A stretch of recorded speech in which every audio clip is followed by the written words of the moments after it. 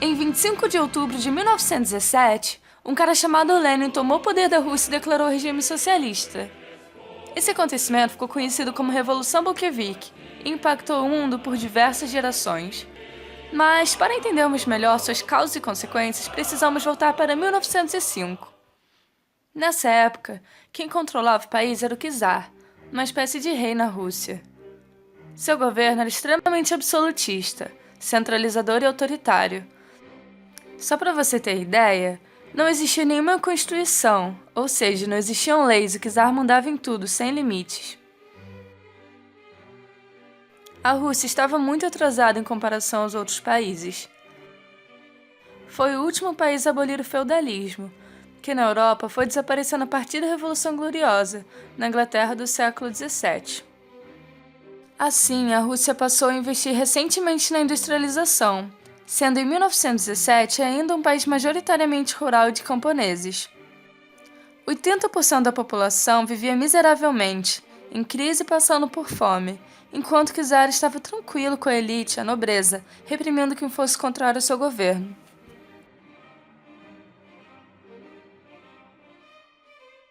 Nessa época, a Rússia estava em caos. Além de ser atrasada em todos os sentidos em plena crise, ela foi derrotada desastrosamente na guerra contra o Japão, assim perdendo muito dinheiro, territórios e milhares de soldados.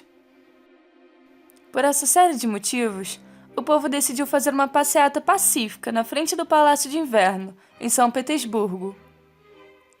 Manifestavam de boa por paz, alimentos e melhora na condição de vida. Como resposta, o czar ordenou o massacre de todos os manifestantes, o que levou esse acontecimento a ficar conhecido como Domingo Sangrento. O massacre só aumentou a revolta no povo. Eles estavam sendo muito influenciados por novas ideologias inovadoras que estavam surgindo na época, principalmente o socialismo. Idealizado por Karl Marx e Engels, esse é um sistema econômico que prega o fim da propriedade privada. Ou seja, sua casa não é sua, é do Estado, assim como os meios de produção. Essa ideia utópica tem como objetivo acabar com a desigualdade social, dando fim à luta de classes, mas eu explico isso um pouco melhor em outro vídeo. Tentando amenizar a situação, o czar convocou a Duma, uma assembleia russa para finalmente criar uma constituição, mas logo a dissolveu.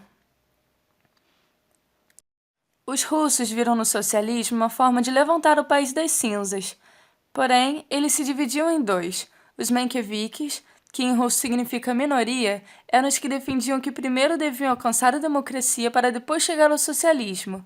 E os bolcheviques, que significa maioria em russo. Eles eram liderados por Vladimir Lenin e acreditavam que devia ocorrer uma mudança radical, se necessária, armada e violenta. Até que em 1914, a Rússia entrou na Primeira Guerra Mundial, por ordem do czar Nicolau II. A população era contra, porque estavam completamente despreparados, faltando recursos, mantimentos e em grande crise econômica, mas mesmo assim, o czar foi teimoso, ele insistiu, o que apenas agravou a crise e o número de mortos na guerra. Em 1917, com o aumento das críticas, o czar abdicou, foi morto, o que deu início ao governo provisório, mas esse ainda não atendeu à principal reivindicação popular, que era a retirada da Rússia da guerra. Pouco tempo depois, Lenin, líder dos bolcheviques, que antes estava exilado, iniciou uma enorme campanha com os lemas Paz, Pão e Terra e todo o poder aos sovietes. Com paz, ele dizia a retirada da Rússia da guerra.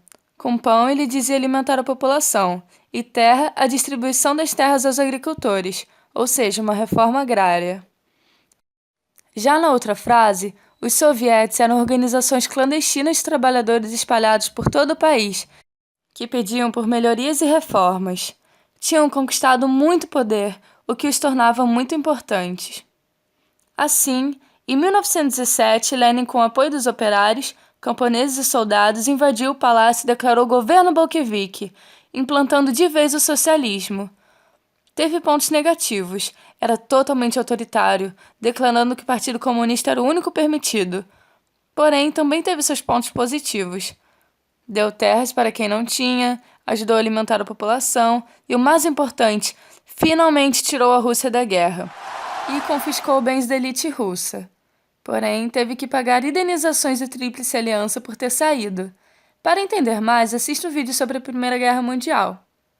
Enfim, o fato dele ter confiscado os bens da elite provocou uma guerra civil muito violenta que só afundou a situação do país, entre o Exército Branco, composto pela antiga aristocracia russa, contra o Exército Vermelho, formado pelos bolcheviques. Para vencer, Lenin decretou uma série de medidas chamadas de comunismo de guerra. Ele estatizou todos os setores da economia e confiscou a produção dos agricultores para financiar o exército, o que gerou uma inflação tão grandiosa que até deixou de existir moeda por um tempo. O Exército Vermelho venceu, porém a Rússia estava em decadência. Para resgatá-la, ele implantou a NEP, a nova política econômica. Com isso, ele deu algumas liberdades econômicas para estruturar o país e depois implantar o real socialismo.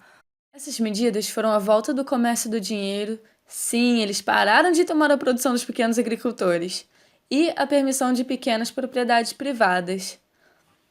Também houve a criação oficial da União das Repúblicas Socialistas Soviéticas, a famosa URSS.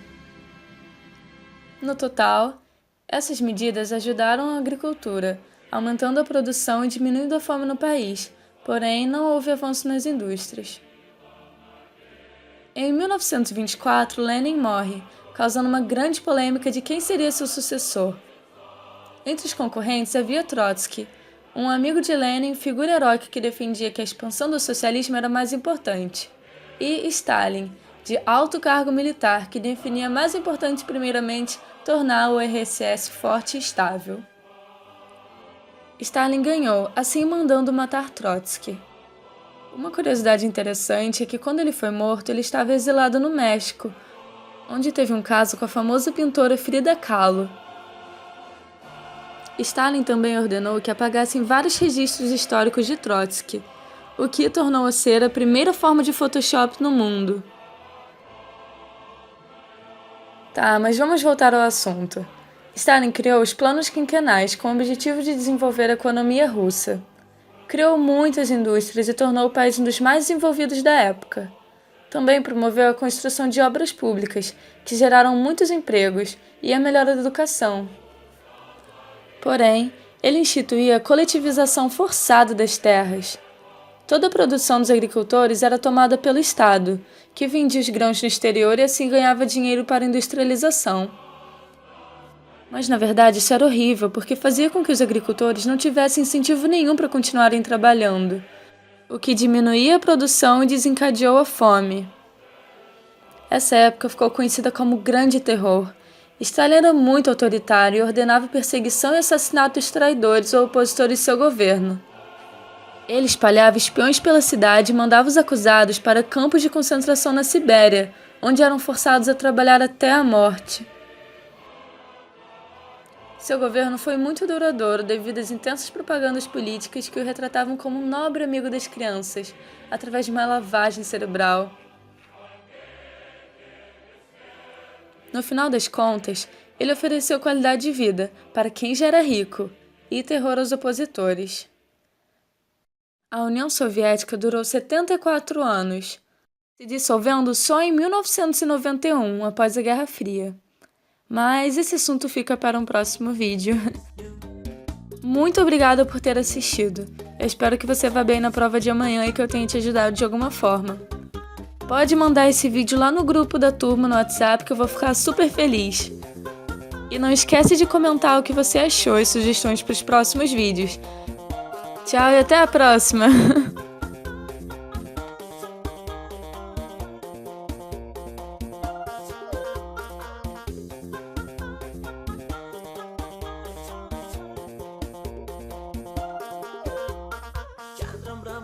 Chandram Pendra.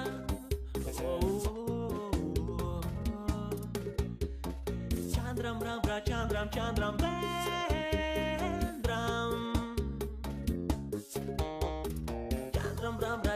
Chandram Pendra.